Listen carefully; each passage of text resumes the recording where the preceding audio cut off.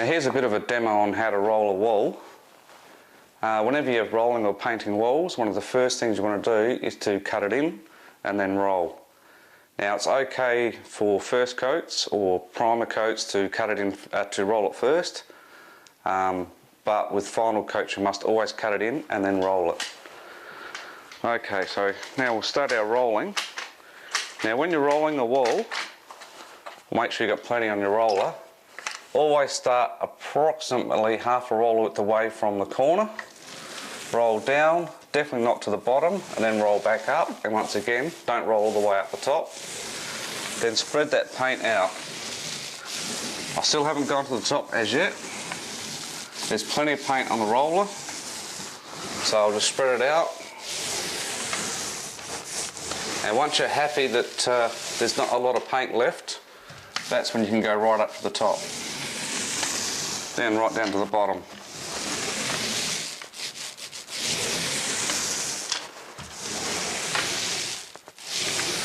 Like so. Now that's sort of rolled out, but I'll actually do one more dip.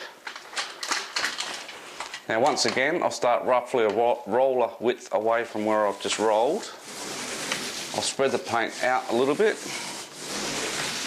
and then spread the paint back into what I've just rolled. And once again, as the paint gets less and less, that's when you can roll right up to the top and right down to the bottom.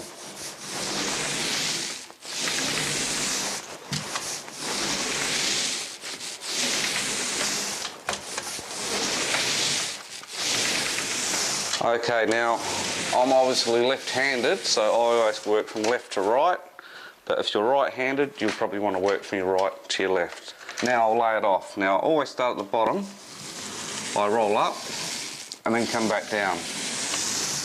Now some people like to start from here and come down, and each time they're doing that, they're taking the roller out like this and then back up. So it's sort of a bit of a waste of time. I find it's just as easy to go from the bottom up, back down.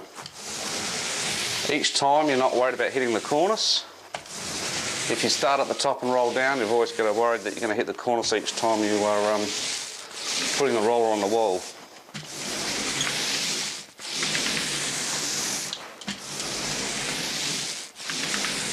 So now I've got to there. Now it's pretty well just repeat the same process. Once again, about half a roller width. Spread the paint out. I haven't got quite as much on this one, this dip.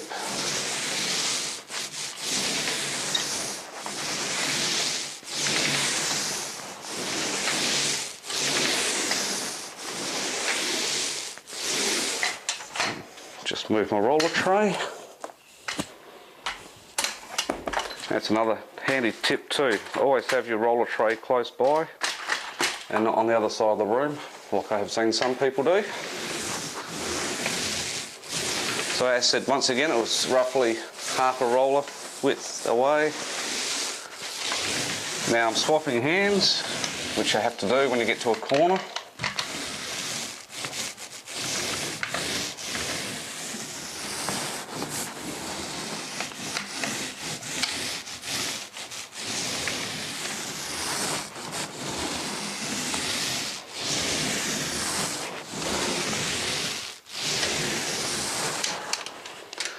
Okay, so now I've got to roll it all out. Now there's two ways. Some people will like to go back from that corner back into what I've just done.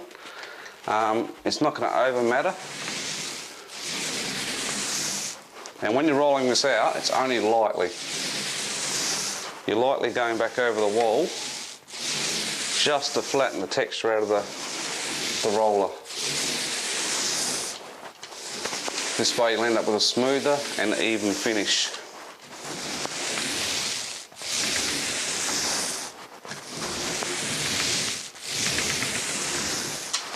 Once again, I'll swap hands.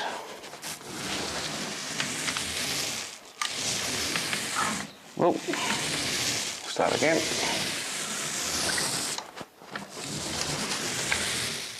And there you go, that's pretty much how you roll a wall.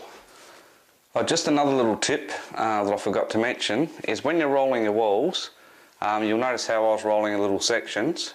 I rolled actually 2 and then I rolled back over it. At the moment it's quite cool, so I can get away with doing that. In fact, I probably could have rolled the whole wall and then rolled back over it, and it would have been fine. During warmer conditions, you may want to just roll one little section, then lay that section off, then start your next one and lay that one off, and obviously roll back into the one you've just finished. So yeah, it's just a little tip I've got to tell you, because obviously depending on weather conditions will depend on how you paint the wall.